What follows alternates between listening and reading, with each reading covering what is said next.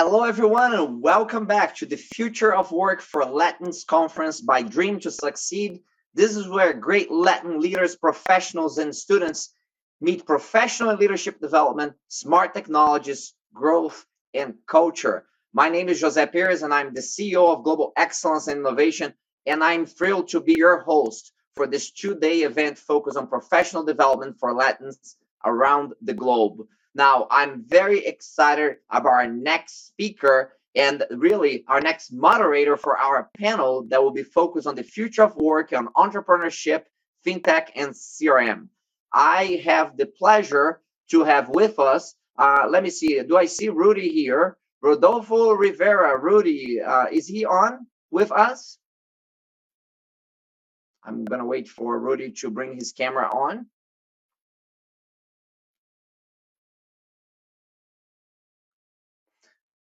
I'm not seeing Rudy here, so I will just go ahead and move on with our other panelists here. I see Felipe Martinez with us, Jose Arias, and Veerlapati with us. Hello, everyone, and great to have you here with the future of work in entrepreneurship, FinTech, and CRM. Rudy Rivera was meant to be here with us, but I see he's logging in right now. I'll let him come on and I'll do a brief introduction momentarily. Rudy, we are just waiting for your camera to come on. And there is Rudy. Rudy, hello. Thank you for joining us, Rudy.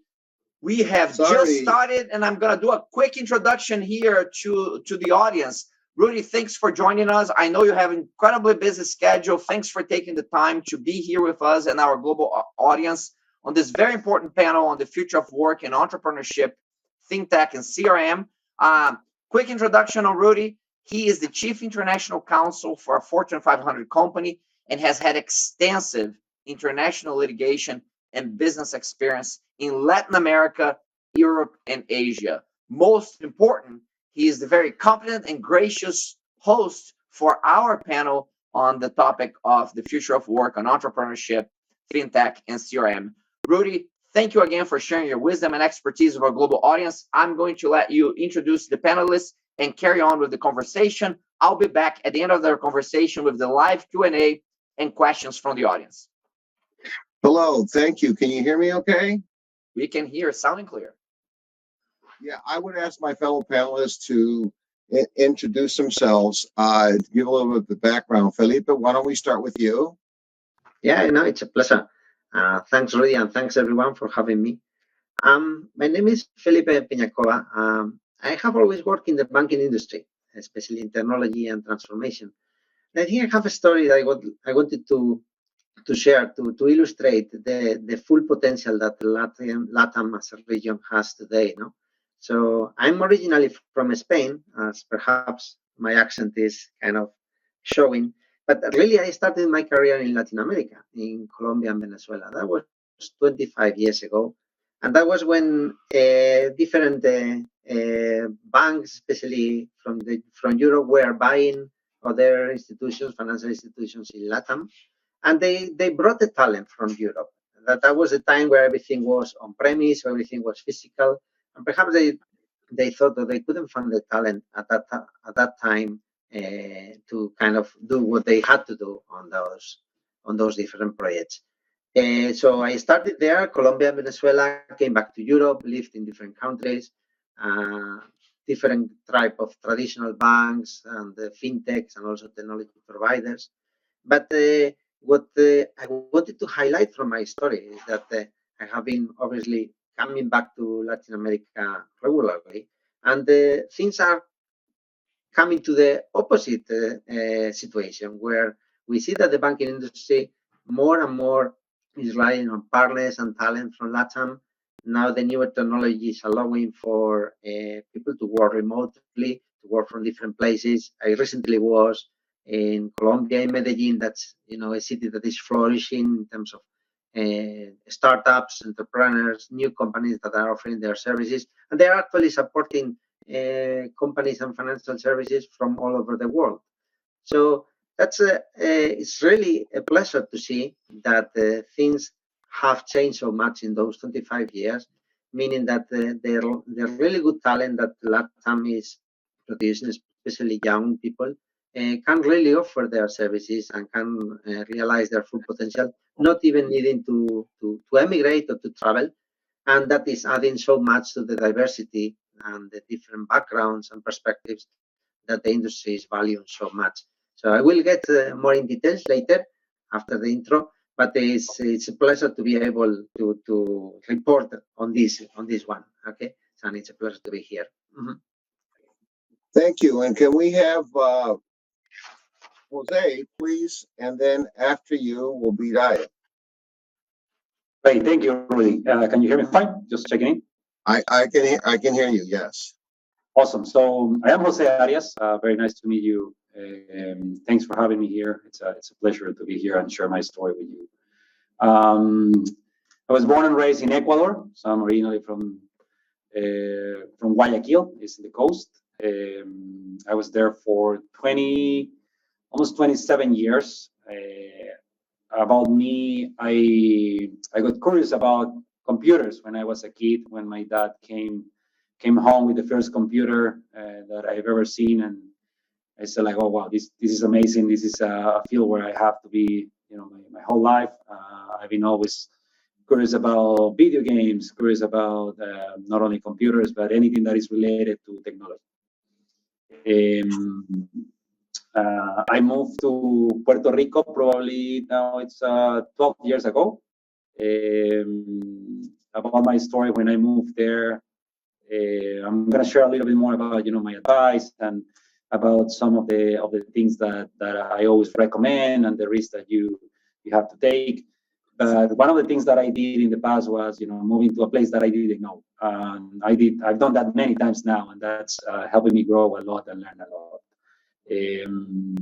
I study computer science and telecommunications, so I'm actually an engineer. I started my career on the technical side. I was developing applications back at the beginning of the 2000s. But then I transitioned to the business side when I see myself presenting to a lot of people and explaining about what I know, and just seeing like, hey, how great it is to share the experience that you have on something, how you share that with others, and the impact that can have. And that's how I finally transitioned to the business side, and I moved to the sales side. Having a technical background give you huge value because you having that background are able to articulate the message in a better way. And then I started to work with Microsoft a long time ago there in Ecuador, and I moved with Microsoft to the Caribbean, to Puerto Rico, and then finally I moved to Texas, where I was until a year ago, and then finally I came to Chicago. So now I live in Chicago with my family. Have 3 kids. I'm now with SalesForce. I've been with SalesForce for 2 years. I'm a VP of sales. I oversee the East Coast for the retail and consumer goods industry, and very happy to share a lot of things around customer relationship management called CRM, and there are a lot of things around that, and happy to share with you about the importance of being an engineer, about science, all those things. Very happy to share those in this panel today. Hey, can you tell us briefly your story, and then we'll go on to the discussion. Oh, absolutely, Rudy. I'm great. I'm honored to be part of this panel, and also I'm very, very excited about all the students and everybody who is attending this Dream to Succeed. My name is Veerlapati. I'm an immigrant to the United States. I came 35 years ago.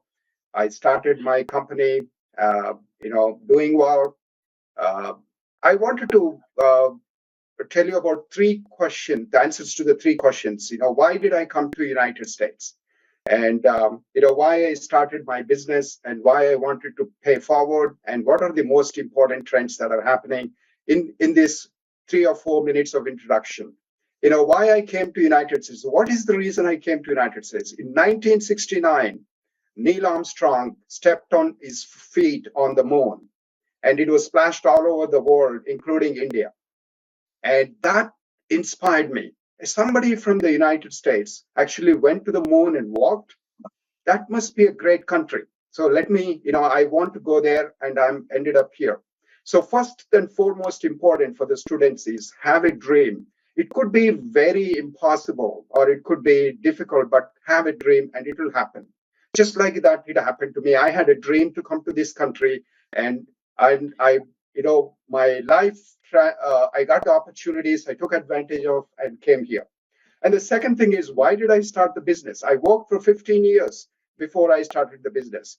What happened is when I came to United States, one of my classmates who actually took the notes from me every before exam, and he passed the exam. And I said, he started a business and he became a billionaire, not even a millionaire, billionaire. I said, wow, this is entrepreneurship is amazing. So it creates amazing wealth and solves problems. And also, let me start the business.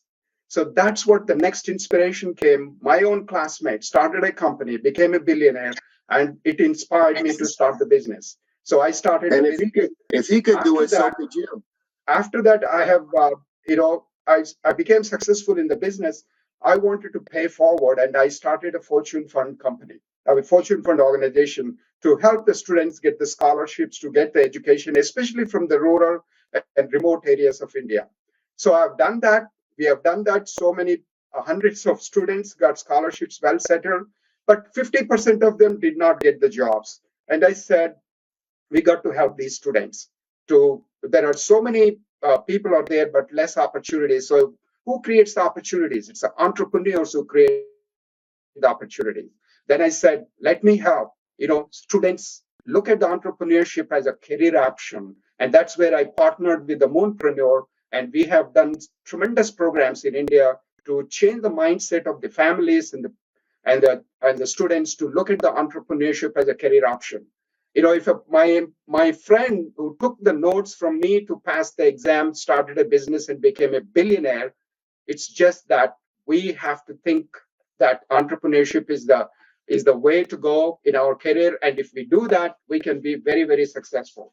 I mean, I've seen your Beto Perez, who took the Zumba dance to all over the world, and he became very, very successful. So there are some unique characteristics that Latin America has. You can take that and go there. Now, there are two massive trends are happening that everybody should be aware. A lot of money will be coming. You saw Elon Musk becoming very rich because of the electric cars. It's because of that sustainable energy. And so electric vehicles, the United States Congress has set aside $369 billion to help the electric vehicles, come to the mainstream. And it's a lot of investment is coming, a lot of things are happening. And the next one is CHIPS Act. The Congress has set aside $52 billion for semiconductors and the workforce development. Massive amount of things are happening. Why these things happen? Because the supply chains are broken because of the COVID or whatever the reason. A lot of manufacturing and other things will be coming to North America and Latin America. These are the massive trends. Close to $452 billion will be spent in the next few years in semiconductors, electric vehicles. If you can position your career in these things, you will take off, just like Elon Musk has taken off, came from South Africa and became a richest person in India because he's solving the problem of keeping the life sustained on planet Earth.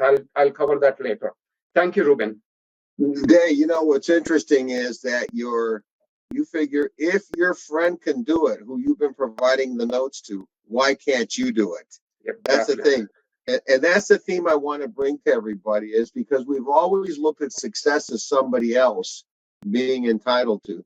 And oftentimes there's this thing now called the imposter syndrome, where perhaps I don't deserve, to be successful. But I want, and so there are a number of challenges, I think, for immigrants coming into this country from all over the world who want to come in and study. But I think those challenges become advantages, because you don't make the trek here from your countries you don't make the effort and then waste it, you know. And even the early people who came to this country who were not educated, but who knew their kids were going to be educated, now their kids are doctors, lawyers, engineers. You know, that's a progression down the road. So I'd like to, and just by way of my introduction, I'm the Chief International Counsel for Fidelity National Financial. We're a large title insurance company. I've been there for a number of years, and believe it or not, as a lawyer, I work extensively with technology.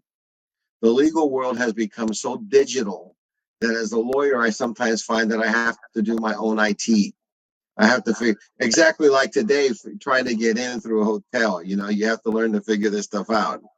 And Dave, you mentioned something interesting, and I want to pose this question to everybody and give me just a brief answer. What is your definition of an entrepreneur?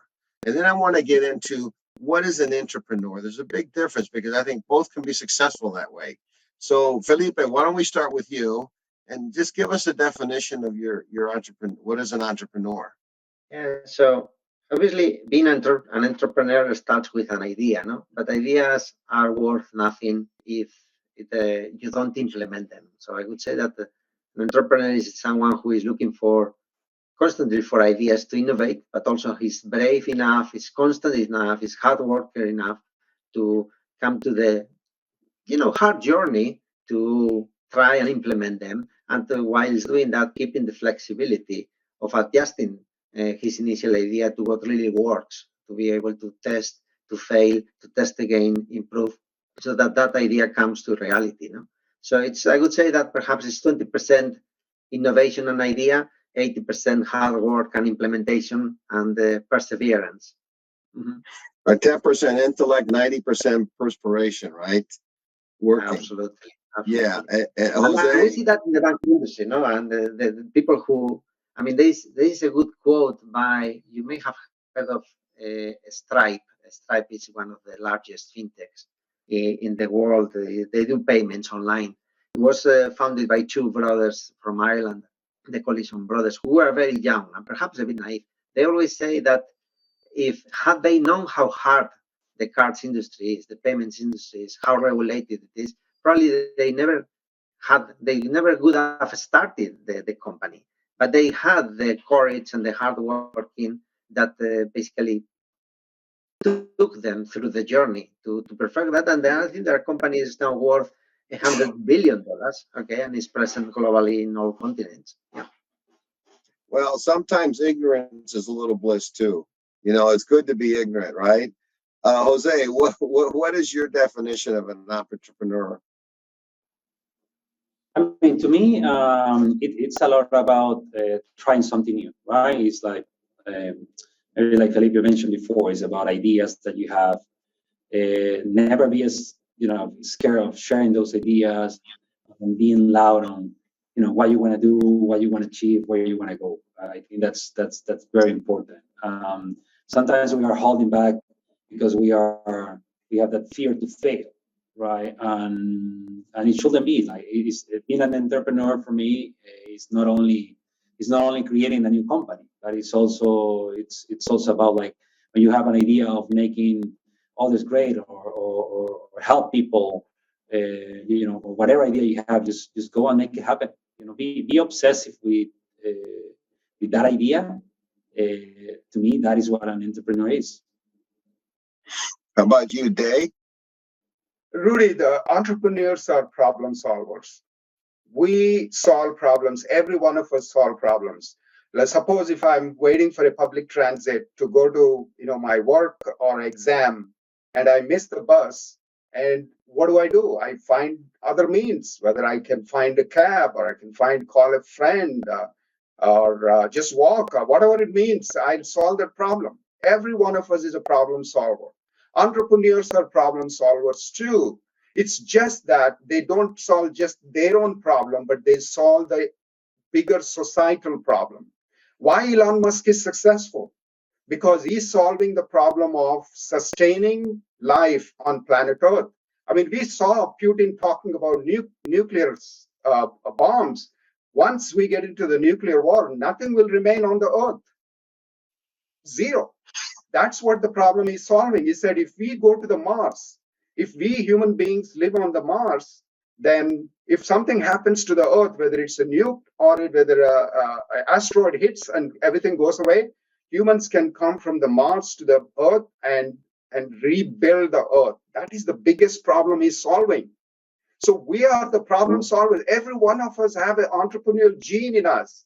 It's just that we need to focus a little bit with the wider our audience and bigger problem. We got to scale it, and that's what when people become successful. Elon Musk became successful because he's solving a bigger problem. Not even NATO is addressing, not even United States is addressing, United Nations is addressing, but he is addressing the problem. Bigger problems you solve, bigger wealth you create, more jobs you create, and more success you have. He's become the wealthiest person in the world because he took on the bigger problem to solve. And each one of us can take a problem, scale it up to the whole world, our whole solar system, our whole Milky Way, and we can be successful, super successful in terms of the wealth, success, jobs, and standard of living and everything. It starts with the problem solving. Well, we've talked so far. May I add something, Rudy, because I was so glad to hear they speaking. So I'm reading the book. I don't know if you will be able to see it, but it's a book that is called Think Like an Engineer by Guru Madhavan. He's a famous, let's say, software engineer and professor. I think he's from India, from the name. And he's actually insisting on that idea that they was describing. So engineers are there to solve day-to-day problems. And by that, changing the lives of many people. And technology and science, how fast it's progressed and how is it today, has made that easier to the point that really, if you have the courage, the persistence, you invest in that, everyone can become some kind of an engineer that could have some impact on changing the lives of others and implement those ideas. So it's a book that I recommend, but basically the idea is around that every one of us can become an engineer of some sort, and by that can come to resolve day-to-day problems and can change lives of many people. Well, Dave mentions Elon Musk, and he's successful, the richest man in the world, but he was close to failure. Had that spaceship not launched, he would have been broke and out of business. So entrepreneurs are risk takers. And I believe there is more opportunity for entrepreneurship in the tech field. I started practicing in 1980, and my first computer was a floppy disk, 2 floppies.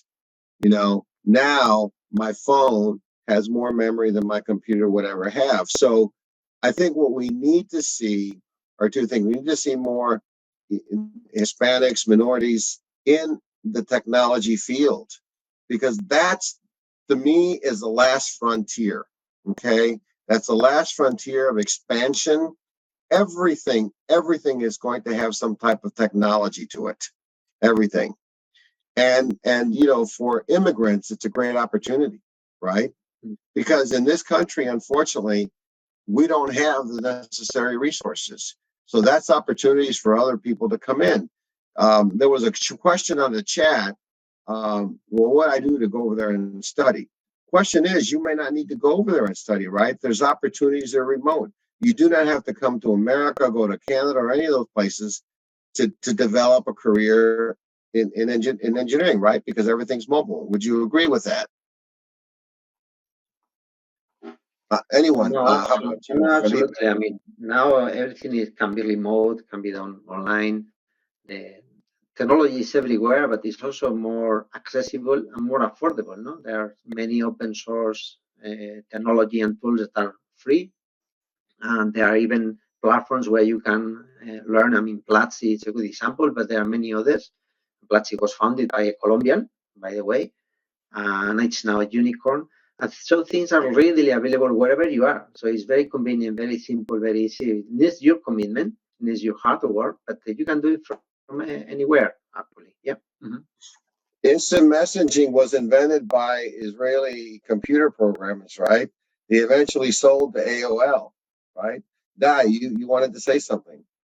So, Rudy, I think the technology, the students who are growing up, the technology is a very natural thing for them.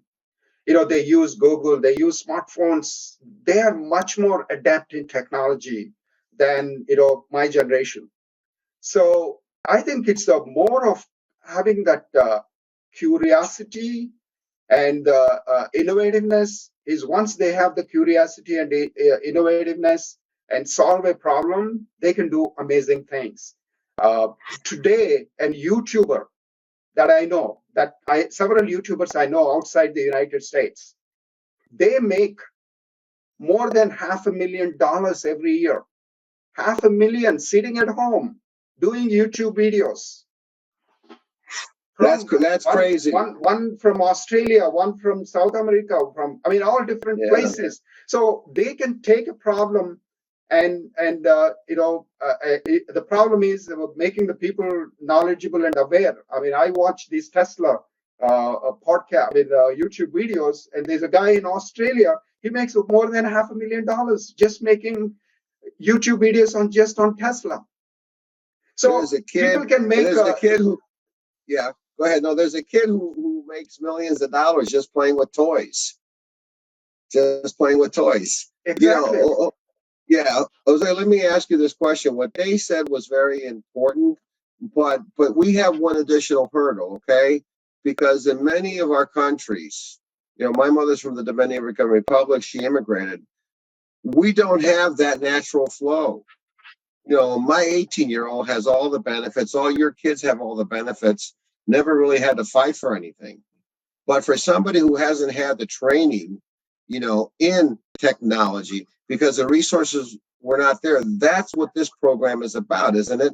And that's, where they can progress. That's where we need to help, don't you think? Oh, absolutely. I think we need to help the generation that is not utilizing the technology. But quite a number of people I understand are students for this program. Students who probably were going through the college or school, they're already using the phone and know Google and have access to internet. And even if not at home, but they can get access in the college or a library or some hotspot. I visited Sao Paulo. I visited Cuba. I visited Brazil. I've watched the youth. They are amazing. Even in Cuba, which so many hurdles that they have, they have. They still get it. Yeah, they still get it. Yeah. Yeah. Jose, what's your Jose, what's your comment on that? Yeah, no, from my side, I've seen over the last probably 10 years, many companies looking for people outside of the US to work with them on the technical sales side, on any area, for the technology industry. And I've seen companies being acquired after being operating for 1 year. They have been acquired for more than $100 million, right? And a company in Uruguay, right? And a company in the USA, like, hey, look at all these developers, look at what they are doing, and they come and make an offer and they buy the company. That's, one of the cases I've seen, but I see all the time, all these companies working with the different big companies, with Amazon, with Microsoft, with Google, with SalesForce, looking for all that potential out of the US too. That is happening all the time. I work with many companies and these partners that do CRM implementations. They have people everywhere. They have people in Brazil. They have people in India. They have people in China. So I feel like the potential that you have, no matter where you are, is huge. The most important is you are curious and you use the tools you have. I wish when I was a kid to have the internet just go in and see everything.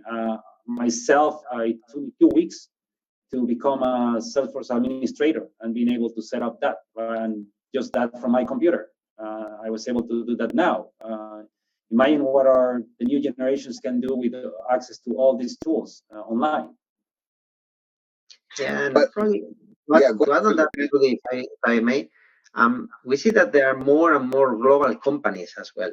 And those global companies are trying to build ecosystems and solutions that work globally for all the regions. And LATAM is such a powerful region now. It's it's having hundreds of millions of people who will consume or are already consuming those solutions. And the product life cycles have been shortened so much. So all those global companies actually are genuinely interested in bringing that diversity that Latinos come as engineers, as testers, as user designers, so that they can appeal to all that population that, well, are heavy users of those solutions as well. So I think it's today, Latinos and Latinas have the greatest opportunity to realize those potential without having to go anywhere, just offering their additional diverse perspective, offering their skills, offering the talent and the background that they are acquiring today. And that's a wonderful opportunity. It's there, it's already there. Mm-hmm. Well, diversity is another important issue, but something that I think is very important that we should cover for our people here. When there are people I work with who graduated from Harvard Law, Yale. They get all these opportunities because they have the ability to go to Ivy League schools, and not everybody who is minority who has access to that type of education. But the beauty of technology, it is a great social equalizer. Okay, it does not matter whether you went to Harvard or Princeton. If you design this thing and it takes off, it's amazing. I'm at a conference here, a legal conference here, and it's all technology.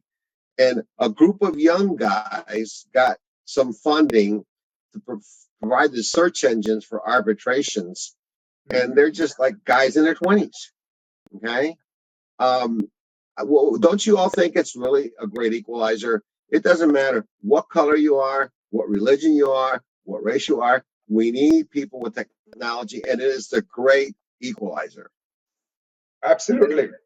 Absolutely. I totally agree with you, Rudy. This is an amazing equalizer. And now everyone on the planet Earth has an equal opportunity and equal chance to become an Elon Musk or become Mark Zuckerberg or become, Beto Perez.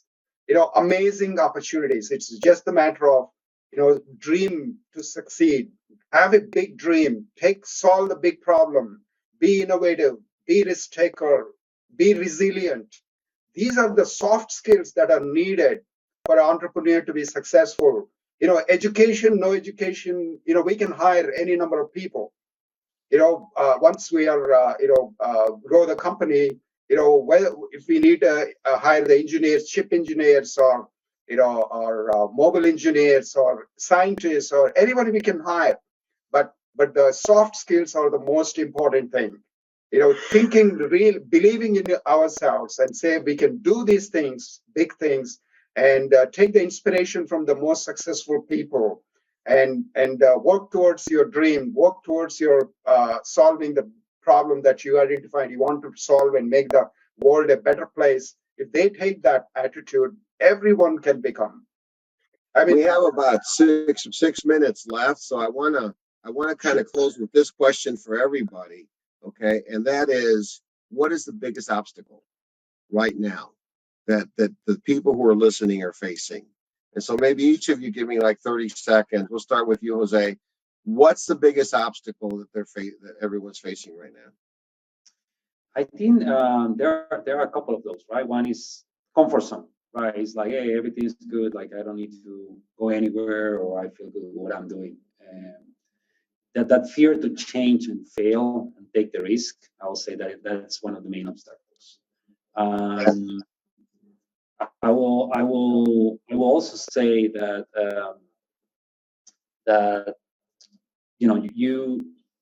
I'll say the obstacles on the technology side. There is no obstacles there. All the obstacles are in our minds. Mm-hmm. I think that you have to connect with people. I think they mentioned people. Don't forget that everything is about people, right? So always put people first. Think about people. Think about building relationship. Think about connecting with as many people as you can, because you're going to learn from them. You're going to impact the people of those, impact those people in different ways. And this is more a personal thing too, right? It's like I feel that You have to be very kind. Sometimes you don't know how big the impact can be just with small things. Exactly. Everyone is like, just say hi to the person in reception, right? Bring a coffee to that person. Ask her name. Maybe nobody has asked her. Exactly. It's about networking. It's about networking. Yeah, you never know. That can change the life of somebody. I have a story to share. Maybe it can take me a few more minutes, but I'll be very, very quick. I recommend getting into a taxi in Vegas. And this driver asked me like, "Hey, what do you think I should do? I like technology." And I told her like, "Hey, go online, study something. If you want to develop an app, I mean, you can learn that in YouTube, for example, right?" And by coincidence, next year I went to Vegas again, and for some reason I got into the same taxi. And this person said like, "Oh my God, I remember you. Remember you gave me this advice? I'm about to finish, classes on how to develop the apps, and I'm about to start a job in 3 weeks with this company. Thank you so much for your advice." I mean, that may again, just having a small conversation, you're gonna learn. You can impact the life of somebody. Try to open yourself to the world, and don't forget that everything is about you. Okay, Felipe, real quick, what is the biggest probably I will insist on a similar concept, no? That opportunities start with yourself, no? And with that mindset, that growth mindset that you need to adopt. So at Revolut and but many other organizations, we like to say that done is much better than perfect. Meaning you have to take risks, you have to go ahead, you have to push your product, you have to push your initiative, your adventure. You have to move ahead. And of course, you will have a lot of doubts. You will face uncertainty in the future by the nature of it. But by changing the mindset to not be afraid to fail, enjoy actually the process of trying and even failing and learning from it. That's if you overcome that obstacle, you are more than halfway there. So, exactly. Winston Churchill said, "Success is not final, and failure is not fatal." That's the thing. Yeah. 30 seconds, Day, and we're going to close off.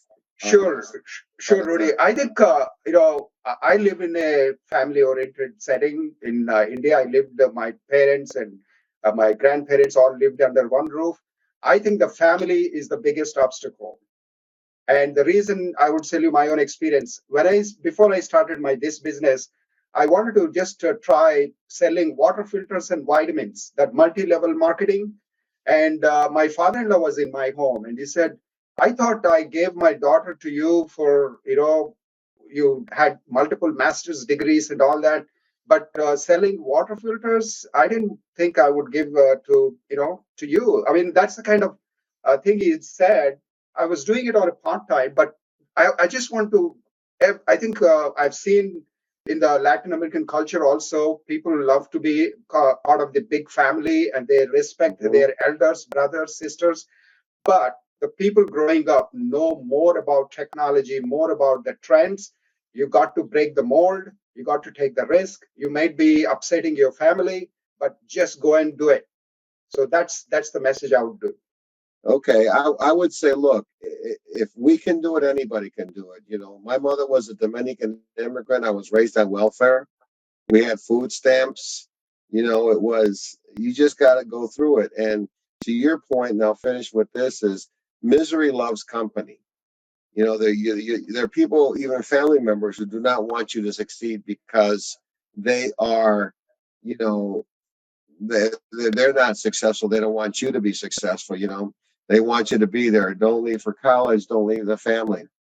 And then the final thought is, and I know we're out of time, but this is such a passionate issue for all of us. I mean, we get excited about this. I teach an international law class, and I never thought in my life I would be a professor. But, I say to my students, how many of you think you're smart? And of course, they all raise their hand. They think they're so smart. I say, nobody cares how smart you are. What they care about is your ability to deliver and your ability to relate. Okay. So I think the message from this is, work hard. There are more opportunities. Technology is a great equalizer for minorities and, all minorities. Okay. Stay humble and network with people. I think those are the takeaways from this. So thank you so much, Jose, for letting us participate. Sorry Yeah, for the no, IT. you're not going anywhere, Rudy. You're staying right there because we have the questions from the audience here, and we'll wrap up in about 7 minutes or so. But we have time to address some of these questions. And the first one has to do with the environment that most of us grew up with, and that environment can actually be beneficial for entrepreneurs and intrapreneurs. And I want to get your take on this. If the essence of innovation is the ability to take a different perspective at a problem or opportunity. I think that being born and raised in Latin America is a major competitive advantage because we have grown among chaos, among different perspectives all the time, the good, the bad, and the ugly mixed in all the time. And I think that in my personal professional experience, that is a competitive advantage for Latin entrepreneurs and intrapreneurs. But I want to hear from you and from your personal and professional experience if that ability to have diversity and inclusion is kind of part of our DNA is something that has been helpful in your own entrepreneurial journeys. Yeah, let me start off with that. It's because I'm the only non-tech guy here, okay? And that is my feeling is I had nothing to lose. And because I had nothing to lose, in my mind, I was already a failure. I was already on welfare. We lived above a bar. And so what do I have to lose? Okay. And I thought, what do I have to lose by trying? Because if I didn't make it, I would go back to living on welfare, maybe have a menial job. And each time I'd strive, it took me a step further. There were definitely some failures, trust me, and definitely some mistakes. But don't think of it, what am I going to lose? Think you have nothing to lose by going forward. Yeah, no, and if I may add there, and there are lots of studies that actually confirm that the diversity, the business case for diversity is stronger than ever. So I read recently one from McKinsey, for instance, the consultancy, that proved that companies where the diversity was higher, they delivered like more than 30% more value, and they grew more sustainably along a longer period of time. And that comes again to the globalization, where those companies really want to have products that appeal to a most diverse possible population. And Latin is a very important region for that. They would like to have that.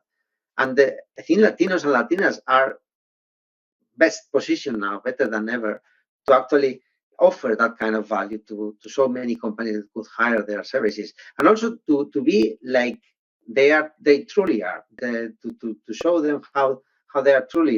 I mean, Latinos are, let's say, more passionate and even loud at times. And in the past, perhaps they had to hide themselves. They have to restrain themselves. They had to wear black and white. And now they can be as colorful as they are because this is actually valued. This is actually valued by the companies because they want to appeal to that larger population of consumers and customers. Okay, so I think this is a perfect opportunity. This is the message that I really want the audience to take from this talk, that the opportunities are there and are there for Latinos and Latinas to show themselves how they are, and they only just need to be trained to persevere, to work hard, and those opportunities are there to be grabbed. Yeah. Mm-hmm. Yeah, I mean, from my side, what I can say is things have changed a lot.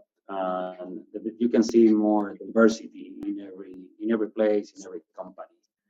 That's definitely an advantage for us, that we grew with challenges, we grew with that diversity, and that's our strength. I remember many years ago, I used to lie about my age, to be honest, because that was something that everybody was looking like, oh no, this guy is too young. He's like, I'm not gonna respect this guy, right?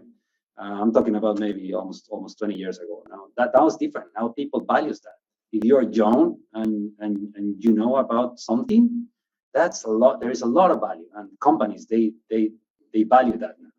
So yeah, coming from Latin America and Hispanic heritage and everything, it's really. And you are still young, Jose, huh? Even 20 years later, you are still young. Yeah.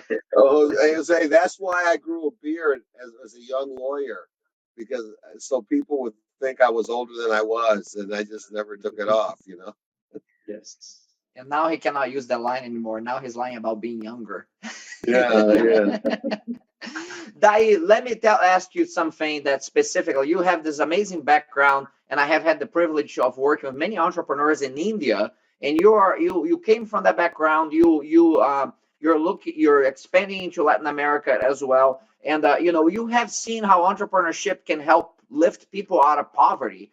Tell us a little bit more about that, because I think a lot of people who are on this call right now are in financially disadvantaged situations, and they're looking for a way out. And you have seen how that works at a pretty systematic way. What do you think are the ingredients there for those entrepreneurs who are really kind of dealing with poverty right now, and they think, I don't have time to think about being an entrepreneur because I can barely eat. So how can entrepreneurship be a vehicle for lifting people out of poverty? Oh, thank you, Jose. My dad used to tell me, if you want to just live, you work for someone. But if you want to become rich, you be yourself. You start your own business. You are the boss. And that really stayed in my mind. We can all get jobs and work, and sometimes the jobs may be difficult, but if we really want to make an impact, and both on the family and the people around us, we got to start a business and we got to scale it up. Look at the Elon Musk. I mean, this guy was born in a broken family. Mother and father got divorced, and he came to Canada and the United States and started the business. So many thousands of people are working for his company. So if we want to really, get our families out of poverty, the societies out of poverty, we got to create successful successful organizations. And if we do that, then we create more jobs and improve the standard of living for everybody around us, and we make a world a better place. And that's the mindset. If you really want to just live, just sustain, and survive, just work for somebody. But if you want to make a difference, you want to lift the people out of poverty, the entire family and the generations later, start a business. Farewell. Felipe, Rudy, and Jose, thank you so much for this very engaging discussion on a very important topic for so many of us. We, on behalf of our global audience, want to say thank you to each one of you.